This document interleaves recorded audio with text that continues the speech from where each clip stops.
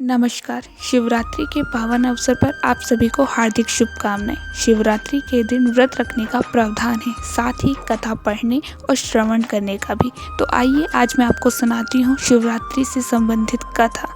प्राचीन काल में एक शिकारी जानवरों का शिकार करके अपने कुटुंब का पालन पोषण करता था। वह एक रोज जंगल में शिकार के लिए निकला, लेकिन दिन भर भाग दौड़ करने पर भी कोई शिकार प्राप्त नहीं हुआ। वह भूख प्यास से व्याकुल होने लगा। शिकार की बाट निहारते निहारते वह एक तालाब के किनारे बेल वृक्ष पर अपना पड़ाव बनाने लगा। बेल वृक्ष के नीचे शिवलिंग था, जो बेल पत्रों से ढका हुआ था। शिकारी को इस बात का ज्ञात नहीं था। पड़ाव बनाते बनाते उसने जो टहनियाँ तोड़ी वे संयोग से शिवलिंग पर जा गिरी। शिकार की राह देखता देखता वह बेल पेड़ से पत्ते तोड़ तोड़ कर शिवलिंग पर अर्पित करता गया। दिन भर भूखे प्यासे शिकारी का व्रत भी हो गया और शिवलिंग पर बेलपत्र भी चढ़ गए। इस तरह वह अनजाने में किए गए पुण्य का भागी बन गया। रात्रि का एक पहर व्यतीत होने पर एक गर्भवती मिर्गी तालाब पर पानी पीने आई।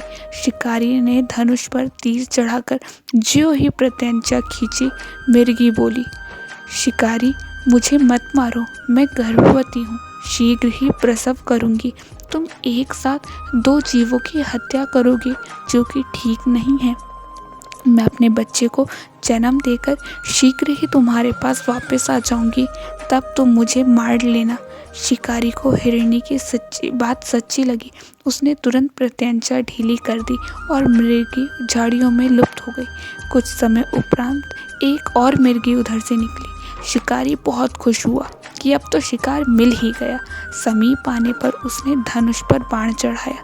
मिर्गी ने विनम्रतापूर्वक निवेदन किया, हे शिकारी, मैं थोड़ी देर पहले ही ऋतु से निवृत्त हुई हूँ, कामातुर विवरणी हूँ, अपने प्रिय की खोज में भटक रही हूँ। मैं अपने पति से मिलकर शीघ्र ही तुम्हारे पास आ जाऊंगी। शिकारी ने उसे भी जाने दिया। 2 बार अपने शिकार को उसने स्वयं खो दिया। उसका माथा ठनका, वह चिंता में पड़ गया। रात्रि का आखिरी पहर बीत रहा था, तभी एक अन्य मृगी अपने बच्चों के साथ उधर से निकली। शिकारी के लिए यह स्वर्णिम अवसर था।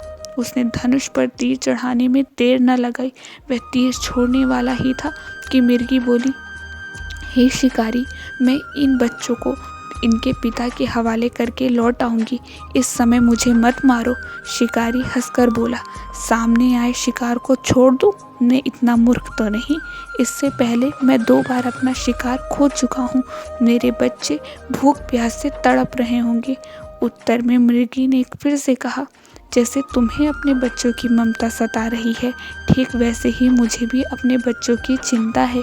इसलिए सिर्फ बच्चों के नाम पर मैं थोड़ी देर के लिए जीवन दान मांग रही हूँ। हे शिकारी, मेरा विश्वास कर, मैं इन्हें इनके पिता के पास छोड़कर तुरंत लौटने की प्रतिज्ञा करती हूँ। मिर्गी की दीन स्वर सुनकर शिकारी को उस पर दया आ गई। उसने उस मिर्गी को भी जाने दिया। शिकार के अभाव में बेल वृक्ष पर बैठ शिकारी बेलपत्र तोड़ तोड़कर नीचे फेंकता जा रहा था।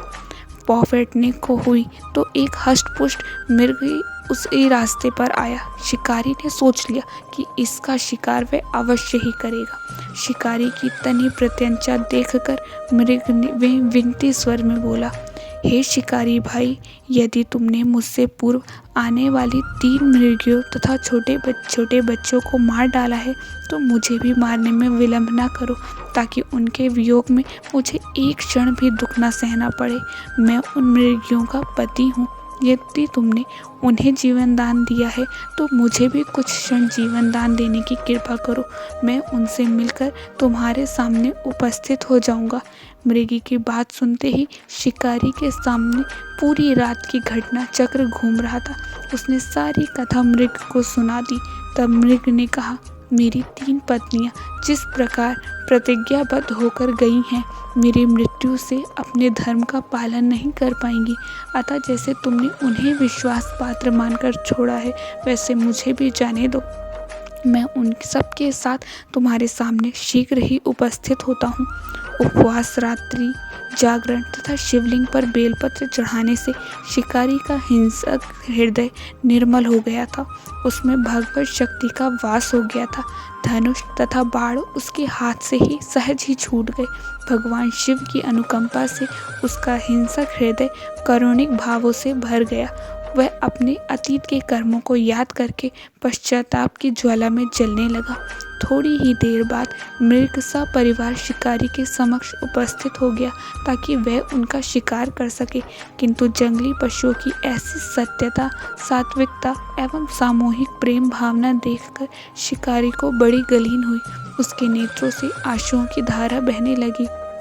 उस मृग परिवार को न मारकर शिकारी ने अपने कठोर हृदय को जीव हिंसा से हटा सदा के लिए कोमल एवं दयालु हृदय में परिवर्तित कर लिया। देवलोक से समस्त देव समाज भी इस घटना को देख रहा था। घटना की परिणति होते ही देवी देवताओं ने पुष्प वर्षा की। तब शिकारी तथा मृग परिवार मोक्ष को प्राप्त हुए। तो दोस्तों, ये थे शिवरात्रि की व्रत कथा। शिवरात्रि का व्रत करके ना कि जीवन में सुख मिलता है, अपितु दुर्लभ मोक्ष की भी प्राप्ति होती है। ऐसी और रोचक कहानी के लिए चैनल को सब्सक्राइब करें और वीडियो को लाइक करें। और आप सभी को शिवरात्रि की हार्दिक शुभकामनाएं।